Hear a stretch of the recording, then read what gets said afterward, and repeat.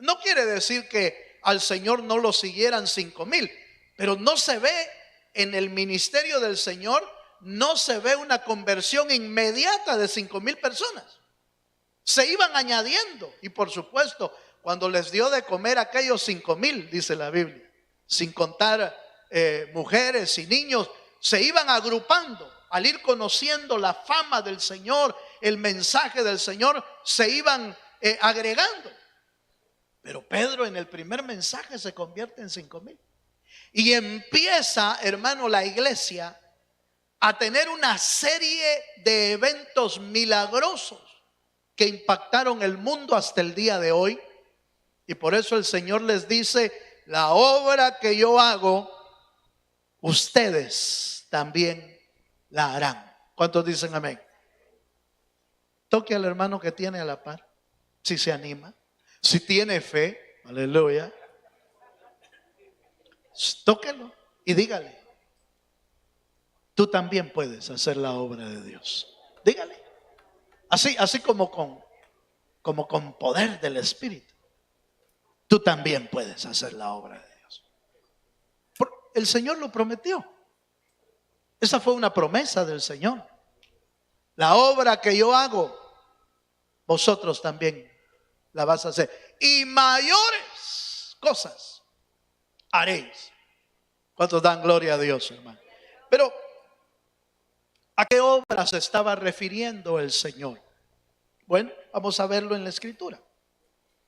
Lucas capítulo 9, verso 1 y 2 nos da a conocer la obra que el Señor vino a hacer en pocas palabras.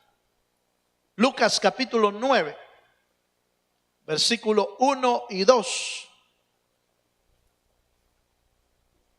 Dice así la palabra: habiendo reunido a sus 12 discípulos, les dio poder y autoridad sobre todos los demonios y para sanar enfermedades.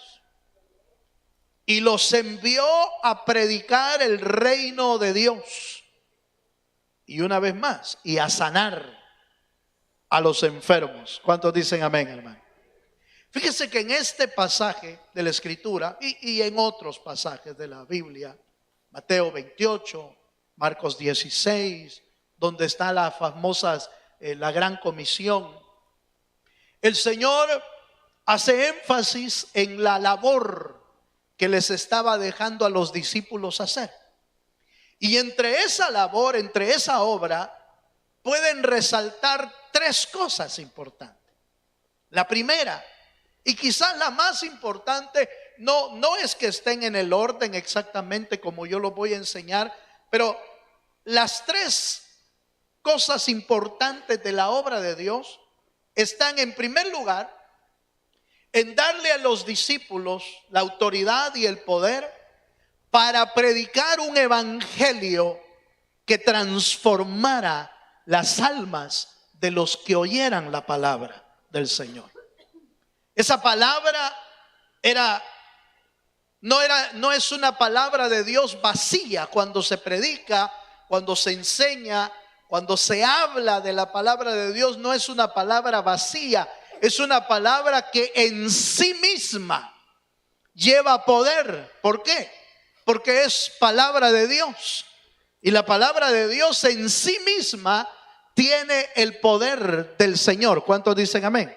Ahora, aún más, por supuesto, a aquellos a los que el Señor les da la autoridad y el poder para hacerlo, es decir, el respaldo para poder hacerlo.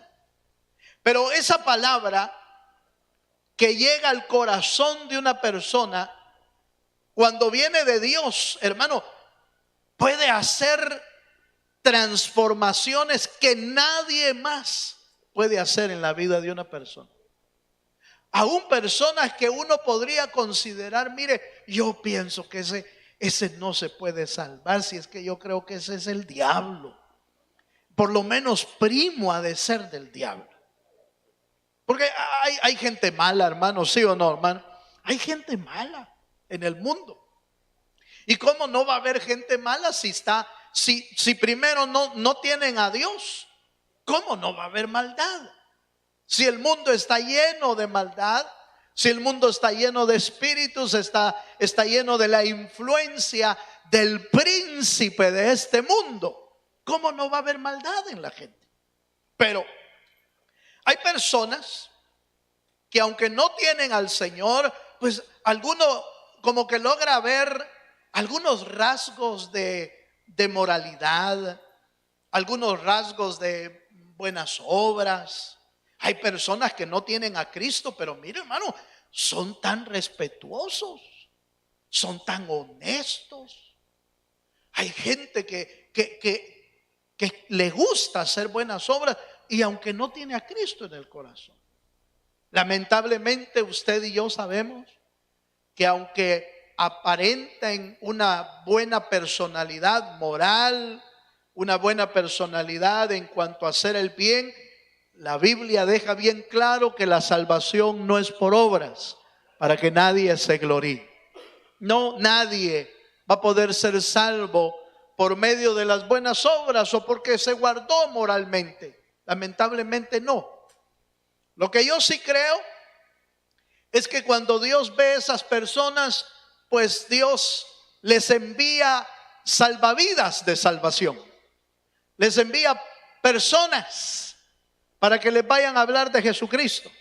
Algo así como Cornelio, ¿se acuerda? Que Cornelio era buena gente, era buscador de Dios, era bueno para dar limosnas, dice la Biblia. Y entonces el Señor le mandó un buen salvavidas. Por medio del apóstol Pedro, le llevó el mensaje de salvación para que aceptara a Jesucristo como su Salvador y pudiera ser salvo. ¿Cuántos dicen amén? Ahora, enfoquémonos en esto. Los tres elementos de la obra de Dios la podemos resumir en estos tres elementos. Número uno, la predicación del Evangelio de Jesucristo es la prioridad de la obra de Dios. Por eso usted ve que cuando el Señor andaba predicando, aún, fíjese que hace poco, déjeme comentarle esto, que me llamó la atención el comentario de alguien que se opone a los dones del Espíritu. Alguien que se opone a los dones del Espíritu escribió esto y dijo: bueno, y si tienes el don del Espíritu, ¿por qué estás esperando en la iglesia orar por alguien? ¿Por qué no te vas al hospital a orar por toda la gente? Aleluya. Y aunque el argumento pueda sonar razonable, no es cierto. No es cierto. Porque primero recuerde que el don es de Dios. Y Dios lo ocupa como Él quiere, no como el hombre quiere. ¿Sí? ¿Sí me estoy dando a entender? Y número dos, la prioridad de Dios no es sanar a los enfermos. La prioridad de Dios es la salvación de las personas. Se equivoca esta persona en decir que los dones de sanidad ya no existen y por qué no se van a los hospitales. Es fácil demostrar en la Biblia que Jesús no se fue a meter a los hospitales. Jesús se fue a meter a aquella fuente, a la fuente de Betesda, y habían cientos de enfermos. ¿A cuántos sanó el Señor? ¿Se acuerda usted? En el estanque de Betesda, ¿a cuántos sanó? A uno que tenía de paralítico 38 años de estar paralítico y que estaba esperando que el agua se moviera para ser sano. Jesús pasó por ahí y dice la Biblia que habían cojos, habían ciegos, habían mancos, habían enfermos. ¿A cuántos sanó el Señor? ¿Y quién puede negar que Jesús tenía el poder para sanar? Pero ¿por qué solo sanó a uno? Porque su prioridad no es sanar enfermos.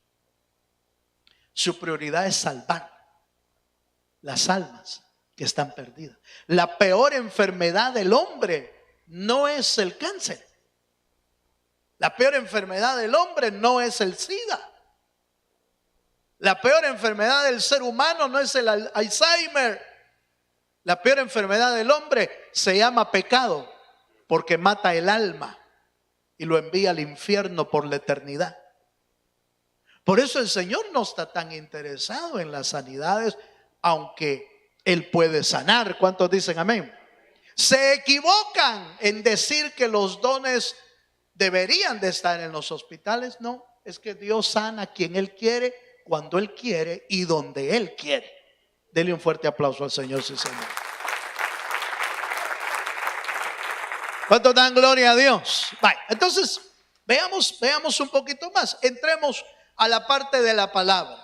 Primera de Corintios capítulo 2, versículo 4.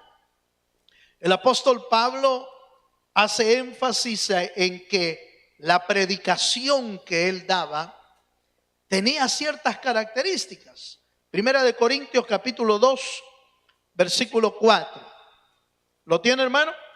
Y dice: y ni mi palabra ni mi predicación fue con palabras persuasivas de humana sabiduría, sino con demostración del Espíritu y de poder. ¿Cuántos dicen amén? Quiero tratar de mostrarle que aunque la Biblia dice con demostración del Espíritu y del poder, inmediatamente uno piensa que se está refiriendo solo a milagros poderosos. Pero cuando dice con demostración del Espíritu, también se refiere al impacto y a la transformación que la palabra puede tener en el corazón de una persona, cambiándolo de su manera de vivir. ¿Sí me doy a entender, hermano? Uno de los efectos milagrosos de la palabra de Dios es que tiene el poder de convencernos de que estamos mal. Tiene el poder de señalarnos de que estamos mal y que debemos cambiar nuestro rumbo. Ese poder de transformación lo tiene la palabra del Señor. Y esa es parte de nuestra obra. Por eso el apóstol invita a Timoteo y le dice a Timoteo: Timoteo, en tiempo y fuera de tiempo, exhorta, predica, enseña, redarguye con la palabra del Señor. Hermanos, usted y yo no hemos sido llamados solo a oír la palabra. Hemos sido llamados a predicar la palabra del Señor Jesucristo. Usted y yo no hemos sido llamados a ser solamente oidores, sino también predicadores de la palabra.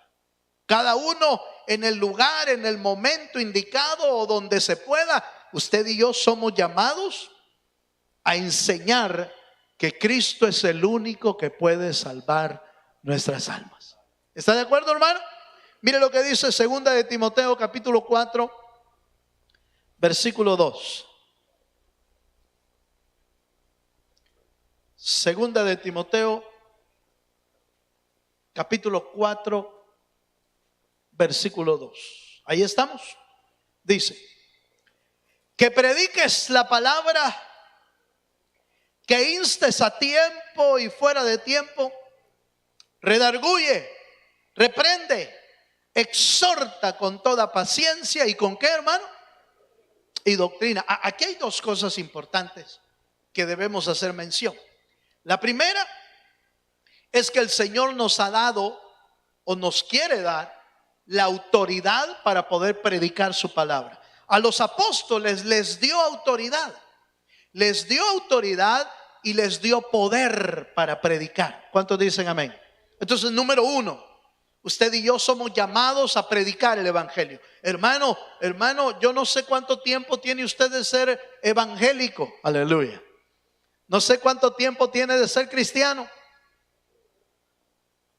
Pero si usted y yo ya tenemos unos días, esos días pueden ser 2 meses, 3 meses, 5 meses, 6 meses, lo que sea. Usted y yo no podemos estar callados. Necesitamos hablar del mensaje de Jesucristo. Necesitamos enseñar, necesitamos predicar, necesitamos hablarle a la gente, la que nos rodea, la que están a nuestro alrededor en el trabajo, los que están alrededor en nuestra escuela, los que estén a nuestro alrededor en el vecindario. Necesitan oír el mensaje de Jesucristo, y usted y yo somos invitados para ser predicadores. No lo oigo muy convencido. ¿Cuántos dicen amén? Diga amén conmigo. Amén. Ah, vaya, así sí. Entonces, número 1, somos llamados a predicar. Pero el segundo elemento que vale la pena tomarlo en cuenta es que, ¿qué les vamos a predicar? Y el apóstol Pablo dice: redarguye, reprende, exhorta con toda paciencia y doctrina. El mensajero tiene que tener conocimiento de doctrina. El mensajero tiene que conocer la palabra. El mensajero tiene que conocer el mensaje. Mire, la comparación no sería buena. No es muy buena, pero déjeme hacerle esta comparación. ¿Qué zapatero, aleluya, no sabe vender zapatos y usa zapatos destrompados? Aleluya. No se ve bien, ¿verdad? No se ve bien un vendedor de zapatos que sus zapatos están abiertos. No se ve bien. No se ve bien una modista con un vestido mal hecho. No se ve bien una maquillista desmaquillada, ¿va? No se ve bien. No se ve bien un predicador de la palabra si no conoce la palabra. No se ve bien. Ahora, bueno, hermano, pero esos son los pastores. No, es que resulta que nos han invitado a predicar a todos. A todos nos han invitado a predicar. A todos nos han invitado a ser mensajeros. A todos nos han invitado a ser predicadores, con la autoridad de Dios, con el respaldo de Dios y, por supuesto, con el conocimiento de la palabra. ¿Cuántos dicen amén, hermano? ¿Cuántos dicen amén, hermano? Entonces, mire pues, ese es número 1, nuestra función. Estamos hablando de la obra de Dios, porque el Señor le dijo: la obra que yo hago, vosotros también la podéis hacer, y la haréis mejor, dice. Entonces, estamos viendo cuál es la obra del Señor. Y la obra de Dios es predicar el evangelio de Jesucristo. ¿Cuántos dicen amén, hermano? Bueno, número 2. Acompáñenme al número 2. Veamos en Mateo capítulo 8, verso 16. Entre la autoridad que el Señor les dio a los discípulos, les dio autoridad para echar fuera demonios también. Esta es la segunda parte de la obra. Mateo capítulo 8, verso 16 dice: y cuando llegó la noche, trajeron a él muchos endemoniados, y con la palabra echó fuera a los demonios y sanó a todos los enfermos. Este pasaje lo usamos en el del discipulado del día lunes y miércoles, porque hablamos acerca del endemoniado gadareno, de la liberación que el Señor hizo al endemoniado gadareno, que por cierto, hermano, que por cierto ese hombre estaba pero repleto de demonios. Estaba pero que reventaba. Yo no sé, hermano, yo no sé cómo le cabían tantos. Porque dice que tenía una legión de demonios. Y una legión está compuesta por 6,000 soldados. Eso quiere decir que tenía por lo menos 6,000 espíritus adentro. ¿Qué tamaño tendrán los demonios, hermano? ¿Qué espacio ocupan? No lo sabemos. Pero que existen, sí lo sabemos. Porque la Biblia dice que a ese endemoniado vivía en los sepulcros, vivía gritando en las noches. Lo trataban de encadenar, dice la Biblia, y rompía las cadenas. Se tiraba al fuego y la gente lo quería detener y no podían, entre muchos hombres, porque era fuertísimo. Pero no el demonio o los demonios que tenían adentro. Yo no sé si usted ha tenido la experiencia de ver un endemoniado alguna vez, usted. Aleluya. No sé si usted ha visto un endemoniado, pero viera qué feo se ve en usted. No, sí, a veces uno no se va del cuarto porque lo delegaron para echarlo. Pero uno se quisiera ir, hermano. Cuando empiezan a hablar con otras voces, cuando se le tornan los ojos, cuando se mueven como que son culebras, mira, dan ganas de correr uno. Pero como hay que echarlo, se tiene que quedar uno ahí. Ahora, pero oiga, usted diría, ay hermano, yo con eso no me meto. Pero resulta que es la obra de Dios. Oiga lo que le estoy diciendo, por favor. No, Dios no quiere que usted y yo salgamos corriendo. Pero, y que tampoco seamos ignorantes o indiferentes a la realidad.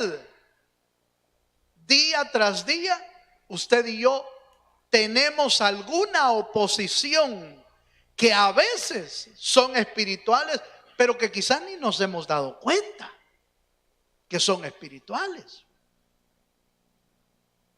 Y a veces es que mi hijo es rebelde y ya se le va a quitar. No, pero es a saber qué espíritu está afectando su vida. Porque la rebeldía es obra de un espíritu de rebelión. Dice, ¿y entonces qué será lo que tiene? No, empiece a orar y empiece a reprender. Quizás no sea, no necesariamente tiene que ser un demonio, pero ¿qué tal si hay una influencia espiritual que está afectándole? En el tema de ayer del discipulado, dijimos por lo menos 3 tipos de puertas que el diablo utiliza para poder entrar en la vida de una persona. Usamos 3 tipos de puertas que usa el diablo. La primera son las obras de la carne. Mal gobernada la carne. Las obras de la carne descontroladas en la vida de una persona puede hacer que un espíritu pueda entrar en su vida. ¿Cuáles son las obras de la carne? Ahí están en Gálatas capítulo 5. Es los celos, la envidia, la fornicación, el adulterio, la lascivia. Todas esas pueden ser primero una obra de la carne. Pero cuando la obra de la carne toma control sobre uno, se convierte en una puerta para que los espíritus o los demonios puedan entrar en la vida de una persona. Esa es una puerta. La otra puerta de la que hablamos en la enseñanza tiene que ver con el espiritismo o el ocultismo. Las personas que en algún momento practicaron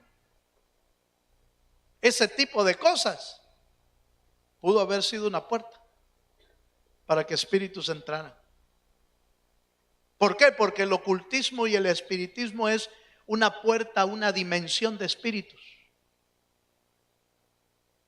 Y cuando uno juega con eso, aparentemente juega con eso, lo que están haciendo es introduciéndolo a una dimensión espiritual que puede traer serias consecuencias. Por ejemplo, oiga esto, el famoso Halloween para nuestros niños puede convertirse en una puerta a una dimensión espiritual.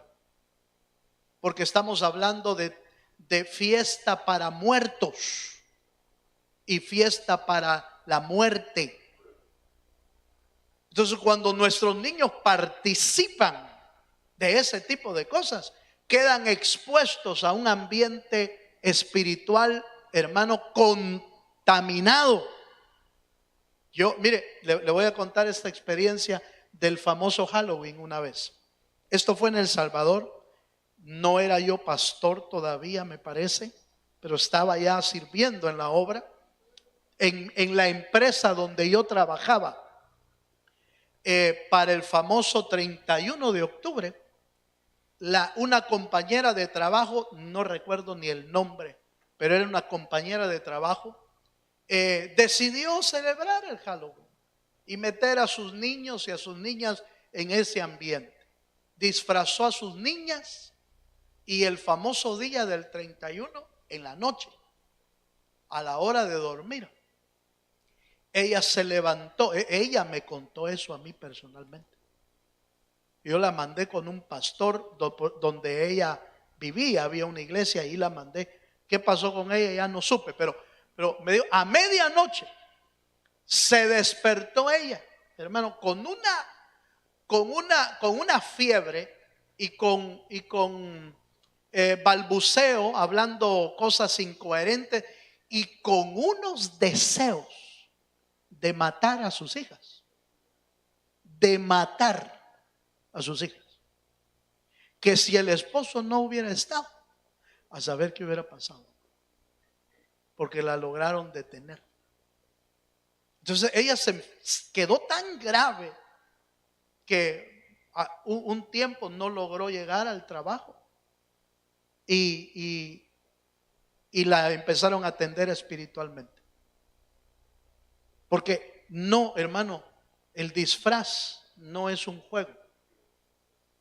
El disfraz es la participación de una persona en las obras de las tinieblas. Por eso el apóstol Pablo dice, nosotros no participamos de las obras de las tinieblas, antes bien las reprendemos en el nombre de Jesús. Si usted juega con el ocultismo, si usted juega con brujería, si usted juega con las famosas, aquellos jueguitos dizque un poco inofensivos, la famosa ouija, solo son una entrada, una puerta a una dimensión de espíritus y de demonios. Mire, lo voy a asustar, no porque viene el 31, lo quiero asustar en este sentido.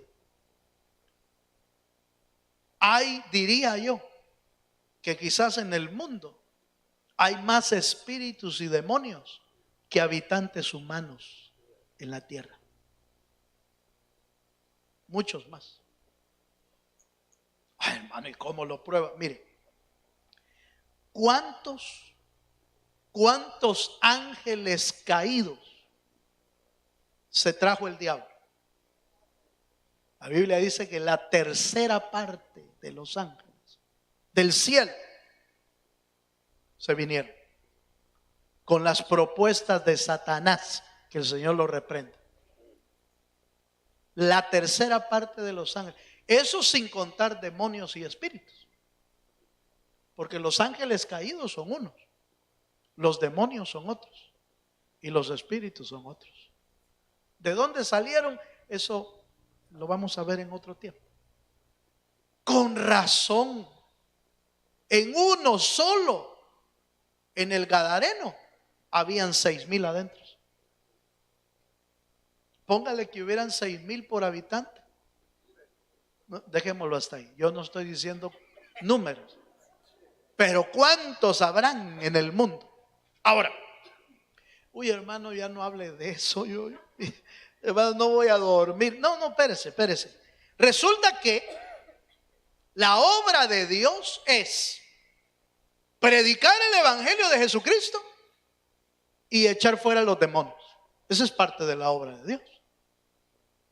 Jesús no andaba buscando demonios, pero donde aparecían, Él tenía que echarlos fuera.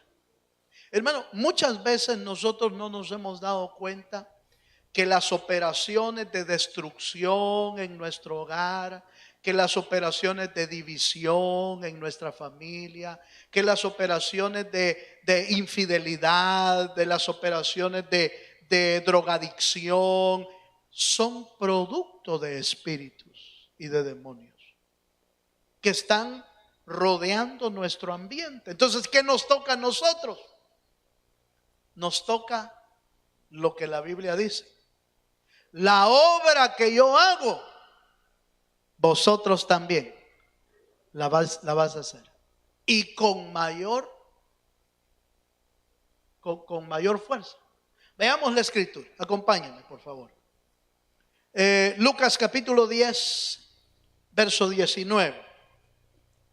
Lucas 10, 19 dice: He aquí os doy potestad de hollar serpientes y escorpiones, y sobre toda fuerza del enemigo, y nada os hará daño.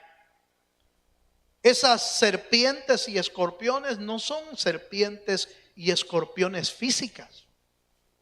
Son escorpiones y serpientes espirituales. Pero dice, ninguna fuerza del enemigo te dañará.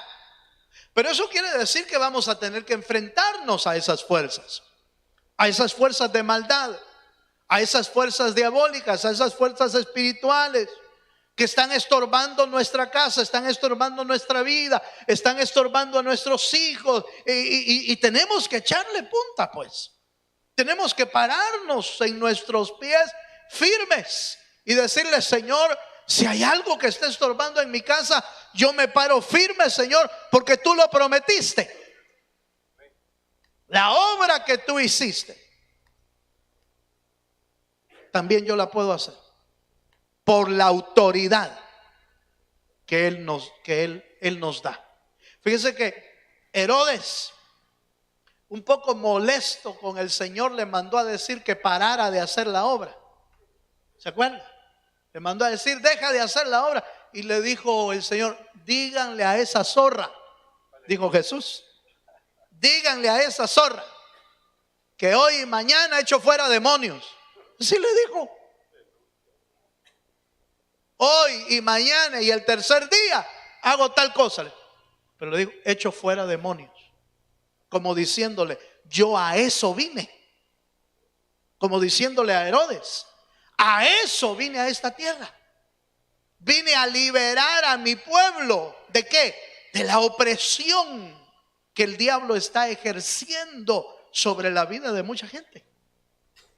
Mucha gente no se convierte porque está oprimida. Las famosas cárceles. El Espíritu del Señor me ha ungido. ¿Para qué? Para abrir las puertas de las cárceles, para sacar al que está oprimido. Pero ¿por quién? ¿Qué lo oprime? Espíritus, demonios. Veamos un texto más y sigo. Y como ese reloj está parado, no tengo problema. Mire pues, Lucas capítulo 8, verso 35. Miren lo que dice ese texto. Este es el texto que tiene que ver con el Gadareno. Y dice: y salieron a ver lo que había sucedido. La gente, cuando oyó que el Gadareno había sido libre, salió a ver. Y dice: y salieron a ver lo que había sucedido y vieron a Jesús. Vinieron a Jesús y hallaron al hombre de quien habían salido los demonios. ¿Cómo lo hallaron, hermano? sentado a los pies de Jesús, vestido y en su cabal juicio. ¿Y qué dice, hermano? Mire, estos tuvieron miedo de verlo bien. Y tuvieron miedo, dice, cuando lo vieron sano al hombre, cuando lo vieron en su juicio cabal, recibiendo la palabra del Señor, bien vestidito. Ya no andaba desnudo, porque dice la Biblia que andaba desnudo en la calle, en los cementerios. Ahí vivía. Y cuando lo vieron bien vestidito, le tuvieron miedo, dice. Les dio miedo. Es que el mundo está de cabeza, hermano. El mundo está de cabeza. Yo les decía a los hermanos en el estudio, mire, el mundo está tan de cabeza que hoy los representantes de las mujeres en Miss no sé qué es hombre hoy, y lo aplauden. Lo aplauden. Es que el mundo está de cabeza. El mundo ve los demonios operar y para ellos está bien. Está bien. Pero usted y yo sabemos que no está bien. El mundo no está bien. El mundo lo que necesita es que el Espíritu del Señor siga obrando lo que Jesús vino a comenzar. Y lo que Él vino a comenzar fue a predicar el Evangelio de Jesucristo y a echar fuera todo demonio que esté operando. Por eso en Marcos 16 dice: y estas señales seguirán a los que creen. En mi nombre, ¿qué dice, hermano? En mi nombre echarán fuera demonios. Entonces, la obra no solo la hace Jesús. La obra no solo la hace el Espíritu Santo. La obra nos la delegó a nosotros, para que nosotros sigamos echando fuera lo que esté estorbando en nuestra vida. ¿Cuántos dicen amén? Y por último, tercer elemento que compone la obra del Señor es también la autoridad que le dio a los discípulos para sanar a los enfermos. Leemos Lucas capítulo 9, versículo 2, dice: y los envió, Lucas 9, 2, dice, y los envió a predicar el reino de Dios y a sanar a los enfermos. Pero note que no es la prioridad. La prioridad es la predicación del Evangelio. Esa es la prioridad. A sanar a los enfermos. La sanidad de los enfermos es la muestra del poder de Dios para que usted y yo podamos ver cómo Dios opera y cómo nuestra fe pueda ser aumentada. No es por los milagros que debemos de creer por la palabra. Y los milagros solo confirman que la palabra es verdadera, que Dios es verdadero. Pero también hay sanidad de enfermos. ¿Por medio de quién? Por medio de Jesucristo, por medio del Espíritu y por medio de los creyentes. Si alguno está enfermo, dice Santiago, ¿se acuerda que así dice? Santiago capítulo 5. Si alguno está enfermo, llame a los ancianos y estos le ungirán con aceite, y si hubieren pecado, les serán remitidos, y sanará el enfermo. Ahora, ahí hay algo importante. Cuando usted sienta alguna enfermedad y usted necesite oración, llame, hermano. Llame. No diga, es que el pastor no me vino a ver. Pues si no me llamó. Aleluya. Llame. Y diga, hermano, estoy enfermo, me siento mal, ¿puede orar por mí? Entonces vamos a orar. ¿Me estoy dando a entender, hermano? Es importante. Es importante por dos cosas. Mire, primero, entender que Dios puede sanar cualquier enfermedad. Y segundo, que Dios dejó estipulado un mecanismo de ayuda para el pueblo. Y el mecanismo de ayuda es, ya sea el pastor, los ancianos, la oración, la unción con aceite a los enfermos. Son los mecanismos que el Señor ha dejado establecido para sanar las enfermedades. Cuando usted y yo pedimos oración por nuestra enfermedad y pedimos ayuda a los ancianos, ¿sabe qué es lo que estamos haciendo? Metiéndonos en el orden. Metiéndonos en el orden de la palabra.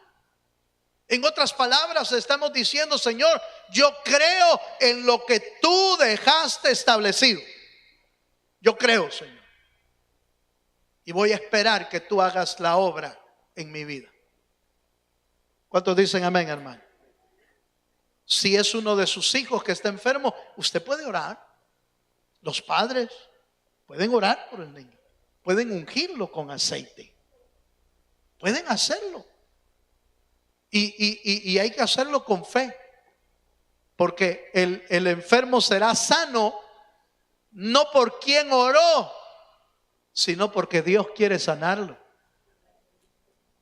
¿Cuántos están de acuerdo conmigo? Bueno, yo voy a terminar porque el tiempo se me fue. Pero déjenme llevarlo a un pasaje de la Escritura. Hechos 19, verso 11 y 12. Y voy a leer este texto para concluir. Hechos 19, 11 y 12. Y hacía Dios milagros extraordinarios por mano de Pablo, de tal manera que aún se llevaban a los enfermos los paños o delantales de su cuerpo, y las enfermedades se iban de ellos y los espíritus malos salían. Quiero hacer una aclaración por este pasaje. Quiero aclarar que la Escritura está contando la historia de lo que pasó en un evento en el que el apóstol Pablo estaba orando por los enfermos, y era tal la necesidad que él ya no lograba orar por la gente, y entonces dice que se llevaban los paños. Sí entiende que es un paño, es como un pañuelo, como un pedazo de tela que era llevado con fe a aquel lugar y sanaban. Voy a aclarar esto. Ese es un evento, número uno, único en la Biblia.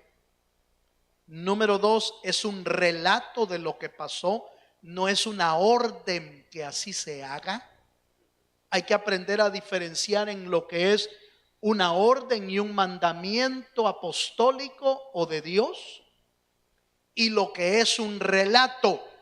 ¿Sí me estoy dando a entender? Yo creo en lo personal que eso es verdad, eso sucedió. Había tanta necesidad que el apóstol sintió la necesidad de hacer algo fuera de lo normal y ordenó que los paños que se llevaran sirvieran como unción de alguien y sanaban. Pero eso es una decisión apostólica de alguien, de un ministerio apostólico, que él sienta vía o que Dios le hable a él para hacerlo. ¿Sí me estoy dando a entender? Pero no es el andar llevando paños a los enfermos una práctica ordenada por la Escritura.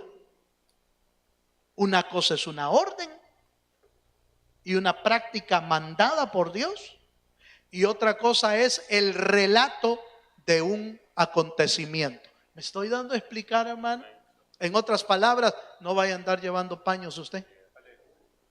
Si no le han dado una orden apostólica de alguien, de un apóstol, que haya considerado que en algún momento se pueda hacer eso, y que Dios le haya dado vía libre para hacerlo, pero eso va a ser a cuenta del ministerio apostólico. Pero la Biblia no nos manda a practicar los paños como una orden bíblica. Espero haberlo dejado claro. Amén, hermano. Habiendo dicho eso, Santiago sí ordena que a los enfermos los unjan con aceite. Esa es una orden apostólica, como una práctica regular y normal dentro de la iglesia. Póngase de pie, vamos a orar y yo voy a pedirle que usted y yo nos abramos nuestro corazón para decirle al Señor que de la misma manera que Él les dio autoridad y poder a los discípulos, nos dé la autoridad suficiente para predicar el evangelio, para echar fuera demonios y para sanar a los enfermos. ¿Se anima? Cierre sus ojos. Y si usted quiere venir aquí adelante, hacemos una oración. Véngase conmigo aquí adelante para decirle al Señor: Señor, envía tu autoridad sobre mi vida, Señor, en el nombre de Jesús. Gloria a Dios. ¿Habrá alguien que quiere venir o le dieron miedo los demonios? De todos modos, se va a topar con ellos. En algún momento se va a topar con ellos. Y mejor si Dios ha depositado sobre usted la autoridad que de Él. Padre, en el nombre de Jesús, Señor, tú que delegaste a tus discípulos con la autoridad y el poder de predicar tu palabra, de echar fuera demonios y de sanar enfermos, te pedimos esta noche que seas tú dando la autoridad a los creyentes. Seas tú, Señor, derramando esa autoridad y poder para los que hemos creído en Cristo. Padre, en el nombre de Jesús, ministra tu palabra hoy. Ministra de tu espíritu y hagas descender tu buena palabra sobre nuestros corazones. En el nombre de Jesús, danos la capacidad, Señor, de arrancar, de destruir toda obra de las tinieblas que se mueva en los hogares. Danos la capacidad para echar fuera toda operación del diablo en las casas, en las familias. Danos la capacidad, Señor, de hacer huir a nuestros enemigos por la palabra de tu Espíritu. En el nombre poderoso de Jesús.